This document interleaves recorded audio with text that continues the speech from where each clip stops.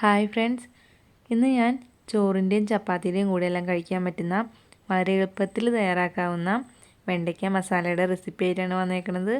അപ്പോൾ നമുക്ക് നേരെ വീഡിയോയിലേക്ക് പോവാം. അപ്പോൾ ആദ്യം തന്നെ ഒരു പാനിലേക്ക് കുറച്ച് ഓയിൽ ഒഴിച്ച് കൊടുക്കാം.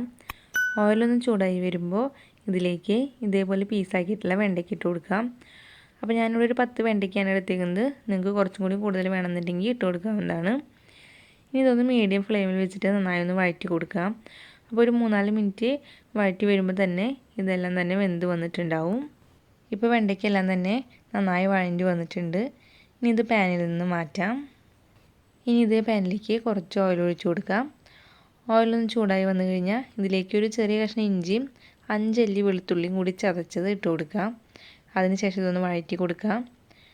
ഇതൊന്ന് വഴണ്ടി വന്നു കഴിഞ്ഞാൽ ഇതിലേക്ക് 2 മീഡിയം സൈസ് സവാള ചെറുതായി അരിഞ്ഞതും 2-3 പച്ചമുളക് നീളൻ അരിഞ്ഞതും കൂടി ഇട്ട് കൊടുത്തിട്ട് നന്നായി സോഫ്റ്റായി വരുന്നവരെ വഴറ്റി കൊടുക്കാം. അപ്പോൾ കുറച്ച് ഉപ്പ് ചേർത്തിട്ട് വഴറ്റുകയാണെന്നുണ്ടെങ്കിൽ സവാള എല്ലാം പെട്ടെന്ന് തന്നെ വഴണ്ടി കിട്ടും. സവാളയെല്ലാം നന്നായി വഴണ്ടി വന്നു കഴിഞ്ഞാൽ ഇതിലേക്ക് 1/4 ടീസ്പൂൺ മഞ്ഞൾപ്പൊടി, 1 ടീസ്പൂൺ സാദാ എരിവുള്ള മുളക് പൊടി, 1 teaspoon Kashmiri chilli powder, 1/2 teaspoon മല്ലിപ്പൊടി, 1/2 ടീസ്പൂൺ കുരുമുളക് പൊടി കൂടി ചേർത്തിട്ട് ഇത് നന്നായി ഒന്ന് മൂപ്പിച്ചെടുക്കാം. ഇതെല്ലാം മൂത്ത് വന്നു കഴിഞ്ഞാൽ ഇതിലേക്കൊരു മീഡിയം സൈസ് തക്കാളി ചെറുതായി അരിഞ്ഞത് ഇട്ട് കൊടുക്കാം. പിന്നെ കുറച്ച് കറിവേപ്പിലയും കൂടി ഇട്ട് കൊടുത്തിട്ട് ഇത് നന്നായി ഒന്ന് വഴറ്റി കൊടുക്കാം. തക്കാളി എല്ലാം നല്ല സോഫ്റ്റായി വഴണ്ടി വന്നു കഴിഞ്ഞാൽ ഇതിലേക്ക് 1 കപ്പ് വെള്ളം ഒഴിച്ച് കൊടുക്കാം.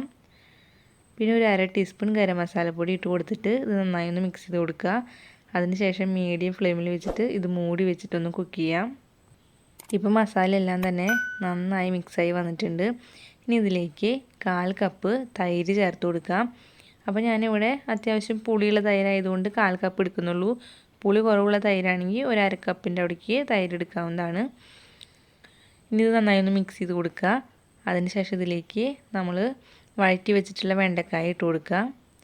അതിനുശേഷം നന്നായി ഒന്ന് മിക്സ് ചെയ്ത് കൊടുത്തു കഴിഞ്ഞാൽ ഇതിലേക്ക് ഉപ്പ് നോക്കിയിട്ട് ഉപ്പ് കുറവാണെങ്കിൽ ആവശ്യത്തിന് ഉപ്പും കൂടി ഇട്ട് കൊടുക്കുക. അതിനുശേഷം മീഡിയം ഫ്ലെയിമിലിട്ടിട്ട് ഒരു 2 മിനിറ്റ് നന്നായി ഒന്ന് മൂടി വെച്ച് കുക്ക് ചെയ്യാം. ഇപ്പോൾ 2 മിനിറ്റ് കഴിഞ്ഞിട്ടുണ്ട്. അപ്പോൾ വെണ്ടയ്ക്ക മസാല എല്ലാം തന്നെ നന്നായി മിക്സായി വന്നിട്ടുണ്ട്. അപ്പോൾ ഇത്രയേ ഉള്ളൂ, നമ്മുടെ വെണ്ടയ്ക്ക മസാല കറി റെഡി ആയിട്ടുണ്ട്. അപ്പോൾ എൻ്റെ ഈ വീഡിയോ ഇഷ്ടപ്പെട്ടാൽ ലൈക്ക് ചെയ്യാനും ഷെയർ ചെയ്യാനും നിങ്ങളുടെ അഭിപ്രായങ്ങൾ കമൻറ്റ് ചെയ്യാനും മറക്കരുത്. അപ്പോൾ എൻ്റെ ചാനൽ ഒന്ന് സബ്സ്ക്രൈബ് ചെയ്യണേ. അപ്പോൾ ഇനി വേറൊരു വീഡിയോ ആയിട്ട് കാണാം. അതുവരേക്കും എല്ലാവർക്കും ബൈ.